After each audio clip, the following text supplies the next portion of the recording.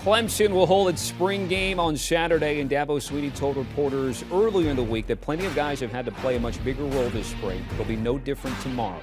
Goner's longtime coordinators Brent Venables and Tony Elliott, who were highest paid coordinators in the country last season. Elliott now the head coach at Virginia and Venables at Oklahoma.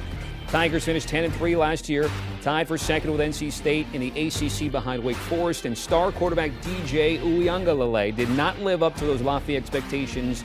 Take it over for Trevor Lawrence. The sophomore season for him struggling at times despite Clemson winning its last 6 games of the season, including that Cheez-It Bowl win over Iowa State that gave Dabo his 150th win.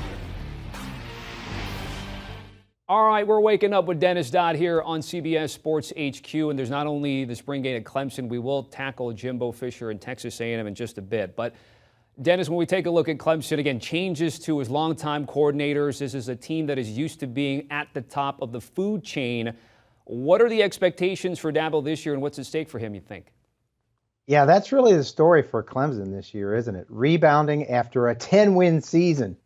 Now, those 10 wins were achieved mostly with defense. There was consternation, as you guys just mentioned, about DJ Uiagalelei. And if he doesn't start off quick, there is a 5-star freshman waiting in the wings, Cade Klubnik from the South down there, and rated the #1 recruit in the country last year. Even looks a little bit like Trevor Lawrence if you look at him. So a lot of pressure on DJ Uiagalelei, and a lot of pressure on the new offensive coordinator, Brandon Streeter, one of the most valued members of the staff.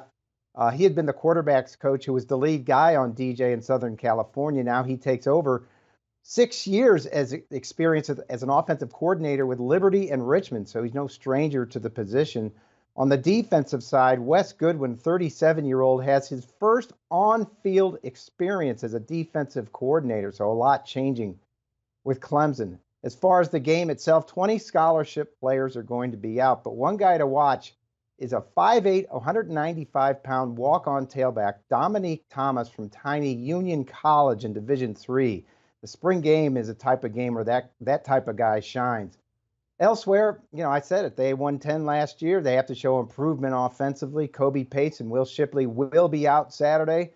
So I don't know if we'll get anything definitive on Clemson. We have to wait till later in the year and into September to see if they can, as I said, rebound after 10 wins. So to follow up on that and get back to the quarterbacks, because that's really where it's at, right, Dennis? Any chance for Cade to overtake DJ in spring camp or spring ball and fall camp, you think? Well, I think DJ's going to be given every opportunity to start. We know that. We know his talent. We know what he can do. He started 2 games as a freshman in place of Trevor Lawrence. So if he stumbles out of the gate, and look, what this season is all about is Clemson regaining its spot, not only in the ACC, but in the CFP as a national power. They simply weren't last year, starting with that first game against Georgia, where they were absolutely punchless against a very good Georgia defense.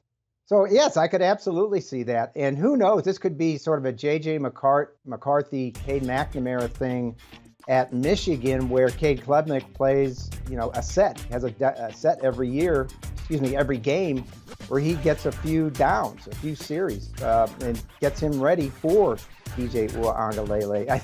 I should mention that DJ, this is a living example of the boom and bust era of NIL. You remember his commercial with Dr. Pepper? He appears in it for like 5 seconds or something like that. It quickly went out of rotation in that first month of September as he declined. Yeah. All right, let's go from the orange and white to the maroon and white game on Saturday. Expectations extremely high for Jimbo Fisher. Yes, they finished 8-4 last year, but monster recruiting classes, being in the same division as Bama and Nick Saban.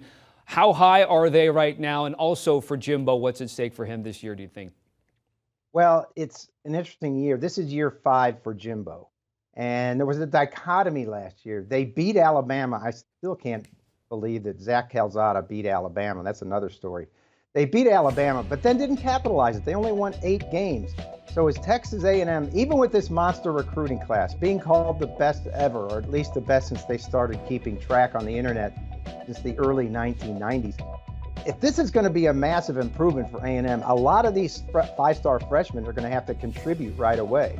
And I imagine we'll see some of those in the spring game. I think you have to look at cornerback Denver Harris, wide receiver Evan Stewart, and let me get this name right, but it's a long one. Defensive lineman Gabriel Brownlow Dindy.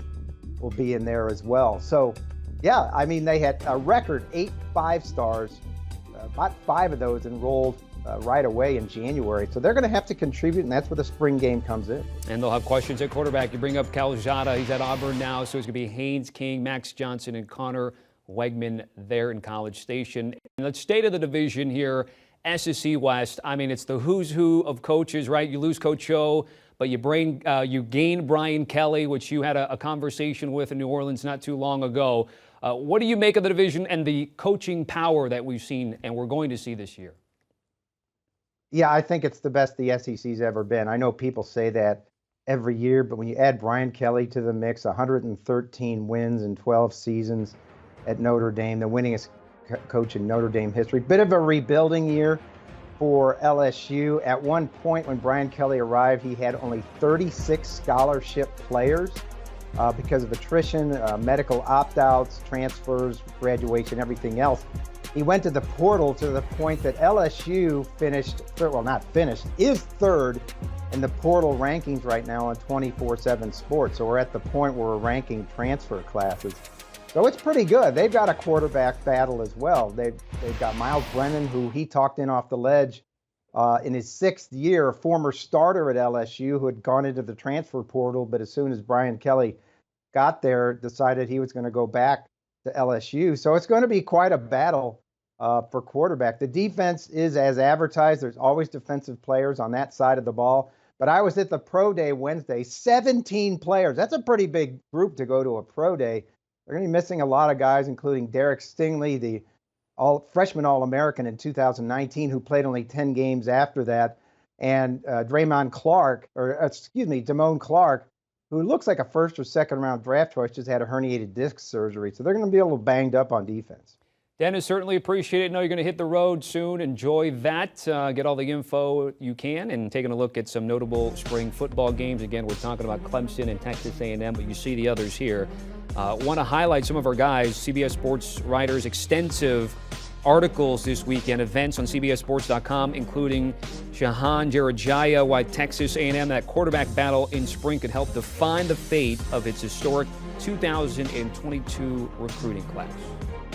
Do you want a sports network that delivers everything that matters about the game? The highlights, the picks, the instant analysis, no yelling, no fake debates, no politics. Hit the subscribe button and never miss a moment.